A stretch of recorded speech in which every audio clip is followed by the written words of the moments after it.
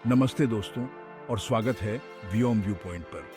आज हम एक्सप्लोर करेंगे एक ऐसी चीज को जो हर रोज हमारे चारों तरफ है, फिर भी उतनी ही मिस्टीरियस है, लाइट यानी कि प्रकाश।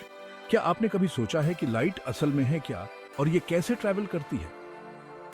लाइट वो एनर्जी है जो हमें दुनिया को देखने का मौका देती है। इमेजिन करें अगर लाइट ना होती तो हम सब डार्कनेस में होते।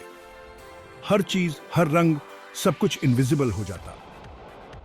हम सुबह का सनराइज या शाम का सनसेट एंजॉय करते हैं, ये सब लाइट की वजह से पॉसिबल है। लेकिन साइंस की नजर से देखें तो लाइट बहुत इंटरेस्टिंग और कॉम्प्लेक्स चीज है। लाइट सिर्फ ब्राइटनेस ही नहीं है, ये एनर्जी है जो अलग अलग फॉर्म्स में ट्रैवल करती है। यह पार्टिकल्स की तरह भी बिहेव कर सकती है और वेव्स की तरह भी। आज के इस वीडियो में हम समझेंगे कि लाइट असल में क्या है, ये कैसे ट्रैवल करती है और इसकी प्रॉपर्टीज क्या हैं। तो चलिए इस रोशनी से भरी जर्नी पर आगे बढ़ते हैं और एक्सप्लोर करते हैं लाइट की दुनिया के सीक्रेट्स को। अगर आपको ऐसे टॉपिक्स में इंटरेस्ट है तो इस वीडियो को पूरा देखना न भूलें। लाइट को समझने की कोशिश सदियों से चली आ रही है। 1600s में दो महान वैज्ञानिकों के बीच एक डिबेट शुरू हुई। एक तरफ थे क्रिस्टियन हाइगन्स और दूसरी तरफ सर आइजैक न्यूटन। हाइगन्स का मानना था कि लाइट एक वेव की तरह बिहेव करती है, जबकि न्यूटन इसे टाइनी पार्टिकल्स का एक स्ट्रीम मानते थे। हाइगन्स ने बताया कि जिस तरह पानी में हम वेव देख सकते हैं, लाइट भी उसी तरह की वेव है। उन्होंने समझाया कि लाइट वेव्स एक मीडियम के पार्टिकल्स में वाइब्रेशंस की तरह ट्रैवल करती है। लेकिन न्यूटन का पार्टिकल थ्योरी इतना पॉपुलर था कि लोग हाइगन्स की थ्योरी को इजीली एक्सेप्ट नहीं कर पाए।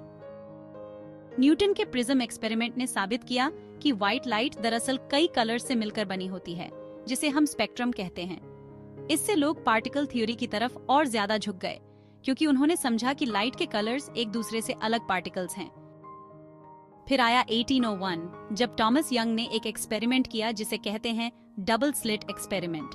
उन्होंने लाइट को दो स्लिट से पास करवाकर देखा कि लाइट इंटरफेरेंस पैटर्न बनाती है, जो पार्टिकल्स नहीं बल्कि वेव्स की प्रॉपर्टी है।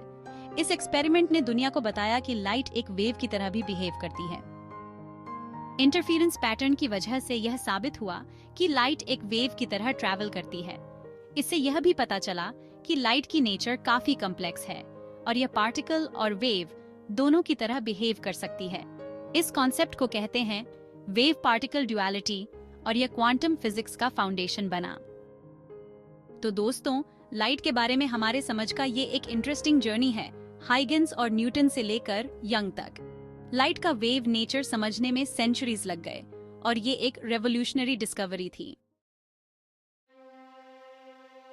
हमने जाना कि लाइट वेव की तरह बिहेव कर सकती है, लेकिन कहानी यहाँ खत्म नहीं होती।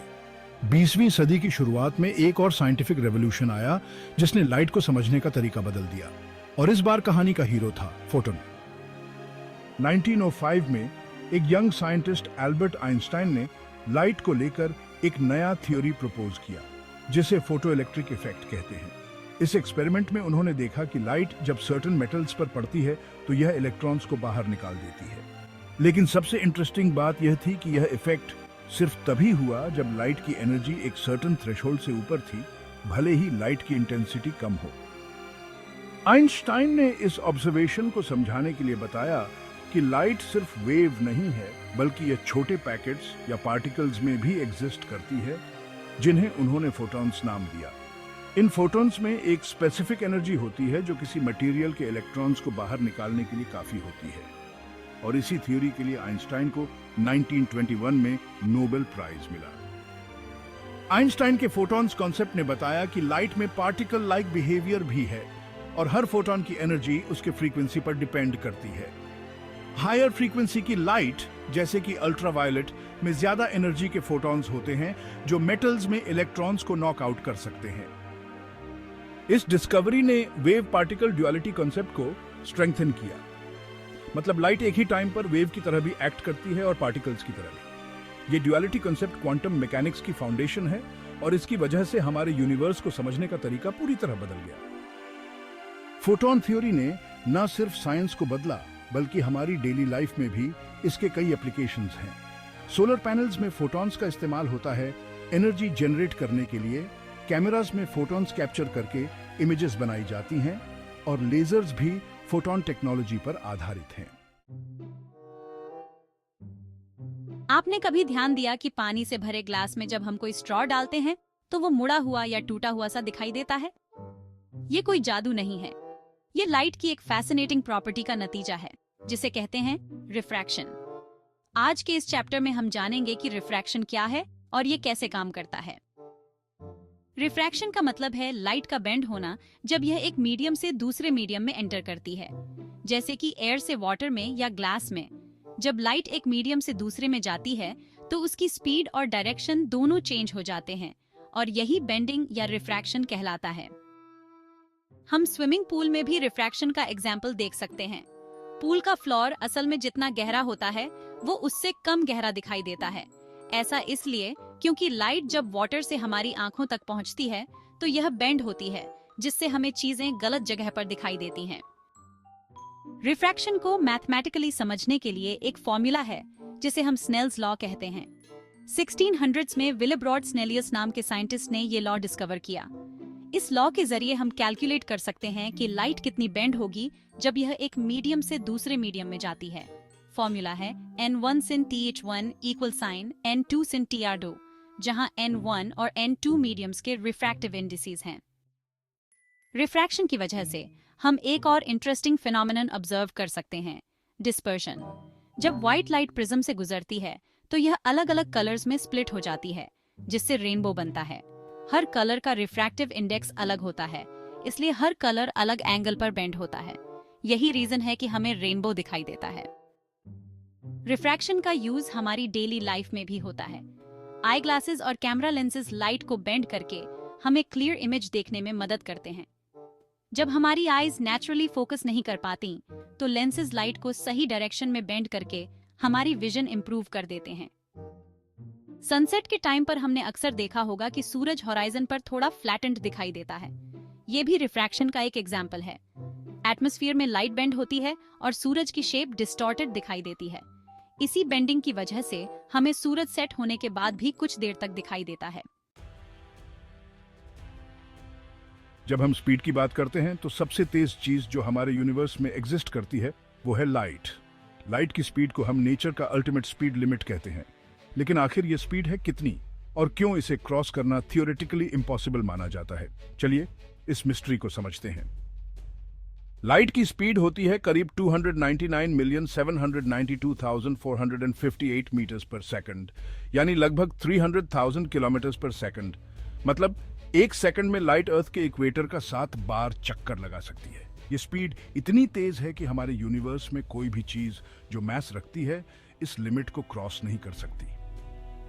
लाइट की स्पीड को पहली बार एक्यूरेटली मेजर करने की कोशिश 17वीं सदी में ओल रोमर नाम के साइंटिस्ट ने की थी। उन्होंने जुपिटर के मून्स के मूवमेंट को ऑब्जर्व करते हुए पाया कि लाइट की स्पीड फाइनाइट है और इसको कैलकुलेट किया जा सकता है। उनके ऑब्जर्वेशंस ने हमें लाइट की स्पीड के बारे में पहला हिंट दिया। लेकिन लाइट की स्पीड को अल्टीमेट लिमिट डिक्लेयर करने का क्रेडिट जाता है एल्बर्ट आइंस्टाइन को। अपनी थ्योरी ऑफ रिलेटिविटी में आइंस्टाइन ने बताया कि जैसे ही कोई ऑब्जेक्ट लाइट की स्पीड के पास पहुंचता है उसकी मास थ्योरेटिकली इन्फिनिट हो जाती है और किसी भी फाइनाइट मास को इन्फिनिट एनर्जी से एक्सेलरेट करना पॉसिबल नहीं है। इसी वजह से लाइट की स्पीड को यूनिवर्स का स्पीड लिमिट कहा जाता है। अगर हाइपोथेटिकली हम एक रॉकेट को लाइट की स्पीड तक एक्सेलरेट करना चाहें तो जैसे जैसे वो स्पीड बढ़ाएगा उसे उतनी ही ज्यादा एनर्जी की जरूरत होगी और ये रिक्वायरमेंट इतनी बढ़ जाती है कि प्रैक्टिकली ये इम्पॉसिबल हो जाता है। इसी कॉन्सेप्ट को हम रिलेटिविस्टिक स्पीड लिमिट कहते हैं। इंटरेस्टिंग बात यह है कि लाइट की स्पीड हर जगह एक कांस्टेंट वैल्यू ही रहती है, चाहे वो किसी भी डायरेक्शन में मूव करे। ये स्पीड सिर्फ वैक्यूम में ही इतनी हाई होती है और जब लाइट किसी दूसरे मीडियम जैसे वाटर या ग्लास से गुजरती है तो ये स्लो हो जाती है। लाइट की स्पीड का यूज हम अपनी मॉडर्न टेक्नोलॉजी में भी करते हैं। फाइबर ऑप्टिक्स में लाइट की स्पीड को यूज करके हम high speed internet connections establish करते हैं। लाइट की फास्ट स्पीड की वजह से हमें तुरंत डेटा ट्रांसफर करने में मदद मिलती है। लाइट की स्पीड सिर्फ फास्ट ट्रैवल का एग्जाम्पल नहीं है, बल्कि यह हमें पास्ट में भी झांकने का मौका देती है। जब हम बिलियंस ऑफ लाइट ईयर्स दूर गैलेक्सीज देखते हैं, तो हम उस लाइट को देख रहे होते हैं जो कई मिलियन या बिलियन साल पहले इमिट हुई थी। इसका मतलब है कि लाइट की स्पीड हमें टाइम ट्रैवल जैसा एक्सपीरियंस कराती है। हमारी डेली लाइफ में लाइट का बहुत बड़ा रोल है, चाहे वो सनलाइट हो, स्ट्रीट लैंप्स हो या फिर एलईडी बल्ब्स। लाइट हमारी जिंदगी का अहम हिस्सा है। आज के इस चैप्टर में हम देखेंगे कि कैसे लाइट हर दिन हमारी दुनिया को रोशन करती है और हमारे लिए काम आती है। सबसे पहला और सबसे ऑब्वियस एग्जाम्पल है इलेक्ट्रिक लाइट। रात के समय जब अंधेरा घेरता है तो हम आसानी से एक स्विच दबाते हैं और हमारी रूम रोशन हो जाती है। ये सिंपल सा लगने वाला एक्ट एक्चुअली लाइट की साइंस पे डिपेंड करता है। जब इलेक्ट्रिसिटी कंडक्टर्स से गुजरती है तो बल्ब्स में लगे फिलामेंट्स हीट हो जाते हैं और लाइट एमिट करने लगते हैं। जब हम बाहर जाते हैं तो सनलाइट हमें न सिर्फ गर्मी देती है, बल्कि हम जो कुछ भी देखते हैं वो सब सनलाइट की वजह से ही होता है। सनलाइट की रेज ऑब्जेक्ट्स से रिफ्लेक्ट होती हैं और हमारी आंखों तक पहुंचती हैं, जिससे हम चीजों को देख पाते हैं। यही रीजन है कि सुबह का टाइम हमेशा ब्राइट और रिफ्रेशिंग लगता है। हमारे पास हर समय एक छोटा सा लाइट सोर्स होता है, हमारा स्मार्टफोन स्क्रीन। जब भी हम फोन यूज करते हैं तो स्क्रीन की लाइट हमारी आंखों को रोशन करती है, चाहे हम डार्क रूम में क्यों ना हो। ये लाइट हमारे लिए सिर्फ स्क्रीन देखने का तरीका नहीं, बल्कि कम्युनिकेशन, इंफॉर्मेशन और एंटरटेनमेंट का भी सोर्स बन चुकी है। लाइट की रिफ्लेक्शन भी हमारे डेली लाइफ में एक कॉमन फिनोमिनन है। मिरर्स में हम अपनी तस्वीर इसलिए देख पाते हैं क्योंकि लाइट हमारे फेस से रिफ्लेक्ट होकर मिरर से वापस हमारी आंखों में जाती है। यही प्रोसेस हमारे सराउंडिंग्स को क्लियर और विजिबल बनाता है। अगर कभी हमें अंधेरे में कुछ ढूंढना हो तो हम एक फ्लैशलाइट का इस्तेमाल करते हैं। फ्लैशलाइट में लाइट की इंटेंसिटी इतनी होती है कि हम दूर तक चीजों को देख सकते हैं। यही सिंपल सा टूल हमें रास्ता दिखाता है और हमारे जीवन को आसान बनाता है। हमारे आसपास बहुत सारे नेचुरल फिनोमेना होते हैं जो लाइट से जुड़े होते हैं। रेनबो इसका परफेक्ट एग्जाम्पल है। जब लाइट ड्रॉपलेट्स ऑफ वाटर से इंटरैक्ट करती है तो यह अलग अलग कलर्स में स्प्लिट हो जाती है और हमें एक सुंदर रेनबो दिखाई देता है। यह डिस्पर्शन ऑफ लाइट का एक स्टनिंग एग्जाम्पल है। जब हम रात में पढ़ाई करते हैं या किताबें पढ़ते हैं तो हम एक डेस्क लैंप का यूज करते हैं। इस लैंप से निकलने वाली लाइट हमें रीडिंग मटेरियल को क्लियरली देख पाने में मदद करती है। बिना लाइट के रीडिंग बिल्कुल इम्पॉसिबल हो जाता है। क्या आपने कभी मूनलाइट को देखा है? रात के समय चांद से आने वाली लाइट हमें एक काम और सूदिंग फील देती है। यह लाइट सूर्य से रिफ्लेक्ट होकर हमें पहुंचती है और समुद्र या किसी लेक की सरफेस पर हम इसे देखकर मंत्रमुग्ध हो जाते हैं। आज के वीडियो में हमने देखा कि लाइट कितनी पावरफुल और फैसिनेटिंग चीज है। इसके साथ जुड़े हुए कॉन्सेप्ट्स, लाइट की स्पीड, वेव पार्टिकल ड्युअलिटी और उसके एवरीडे एप्लीकेशंस ने हमें यह समझने में मदद की कि लाइट सिर्फ एक साधारण फिनोमिनन नहीं है, बल्कि हमारे जीवन का एक अहम हिस्सा है। हमारे आसपास हर जगह लाइट है और यही वो चीज है जो हमें हमारे सराउंडिंग्स को समझने में मदद करती है। चाहे वो सनलाइट हो जो हमारे दिन को रोशन करती है, या फिर इलेक्ट्रिक बल्ब्स और स्मार्टफोन्स की लाइट जो हमारी रातों को लाइट हर जगह हमारे जीवन को रोशन कर रही है। लाइट न सिर्फ हमें देखने में मदद करता है, बल्कि हमारे जीवन को सस्टेन करने के लिए भी जरूरी है। फोटोसिंथेसिस के जरिए सनलाइट प्लांट्स को ग्रो करने में मदद करता है और इससे होल इकोसिस्टम में बैलेंस बना रहता है। तो दोस्तों, आज आपने जाना लाइट के बारे में। अब अगर आपको यह जानकारी और भी इंटरेस्टिंग लगी हो तो चैनल को सब्सक्राइब करना न भूलें, ताकि आप फ्यूचर वीडियोस में और भी एक्साइटिंग साइंटिफिक टॉपिक्स के बारे में जान सकें। हम हर दिन नए टॉपिक्स लेकर आते हैं जो आपके क्यूरियोसिटी को और भी बढ़ाएंगे। अगर आपको यह वीडियो अच्छा लगा तो इसे लाइक और शेयर जरूर करें, ताकि और लोग भी इस फैसिनेटिंग वर्ल्ड ऑफ साइंस को जान सकें। और हाँ, कमेंट सेक्शन में बताइए कि आप अगला वीडियो किस टॉपिक पर देखना चाहेंगे। हम आपकी फीडबैक का हमेशा स्वागत करते हैं। स्टे क्यूरियस, स्टे इंस्पायर्ड और व्योम व्यू पॉइंट के साथ जुड़े रहिए। See you in the next video, where we dive deep into another mind-blowing concept of science. Until then, keep exploring.